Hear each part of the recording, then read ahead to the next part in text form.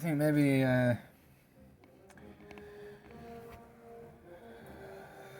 ironically enough, I got mixed up in the details, although the explanation was still true enough.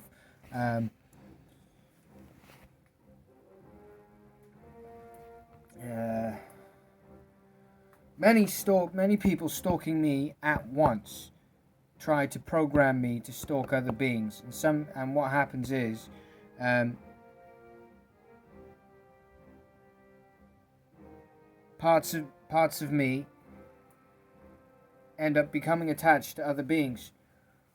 But what I'll say is that factually, the ones stalking those beings are the ones that setting the intention to do it. Um,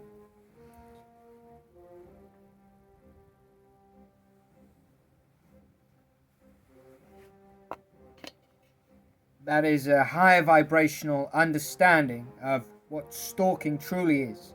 Um,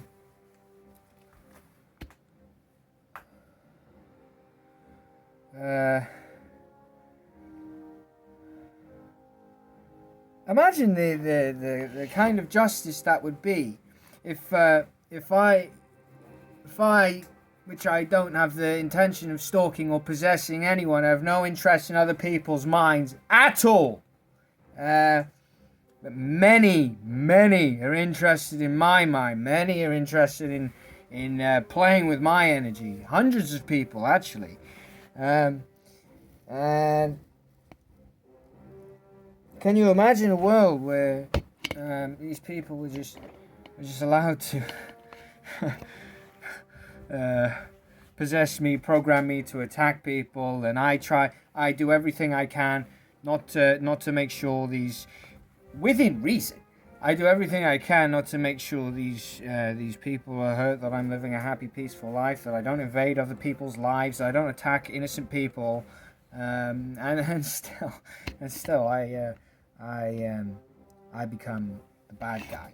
Now imagine, now that is a world that people stalking me for many years have tried to manifest, and the numbers have gotten big. But I mean, they pick up this. I mean, it's a poisonous energy that's sort of spread to many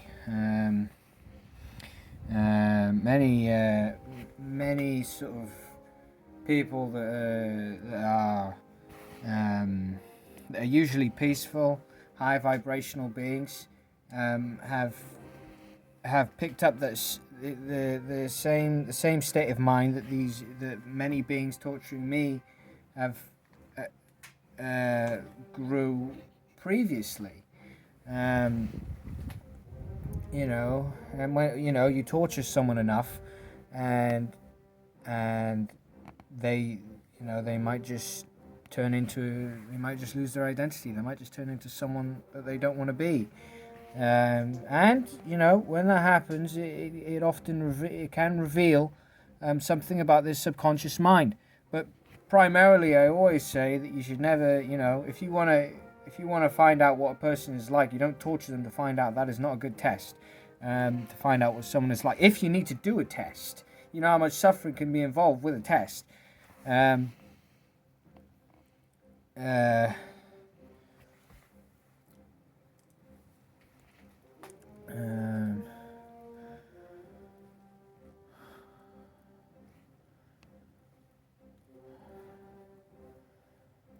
So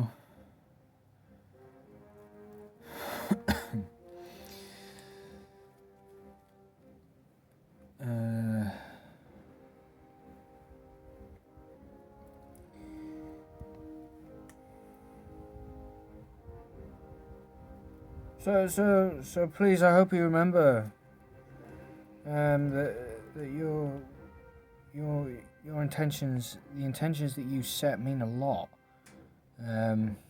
compared to what perhaps you're influenced to do, or how impossible things feel to manifest.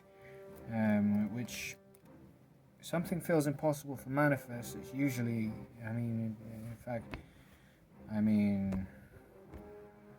factually, I would say it's always an ignorant state of mind. However, now I would just say, just for the sake of getting a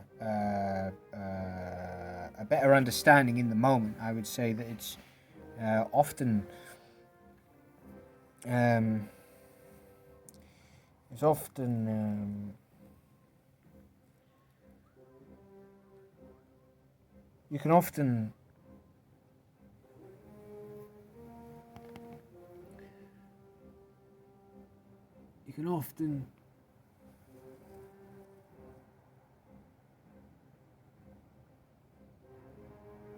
many people can manifest many things that they think that they can't manifest.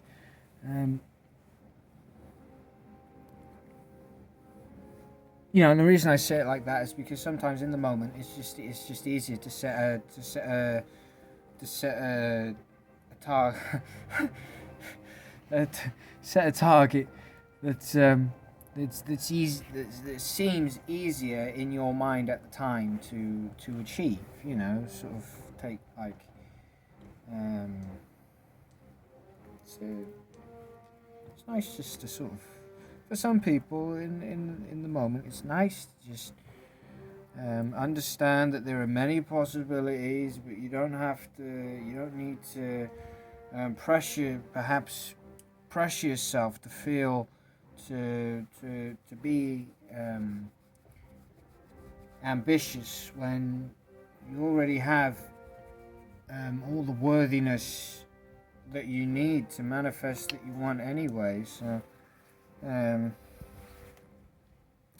that knowing just comes from allowing your true self to unfold and be.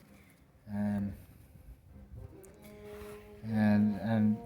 that's why people meditate and they release resistance. And I'll say this again as well. It needs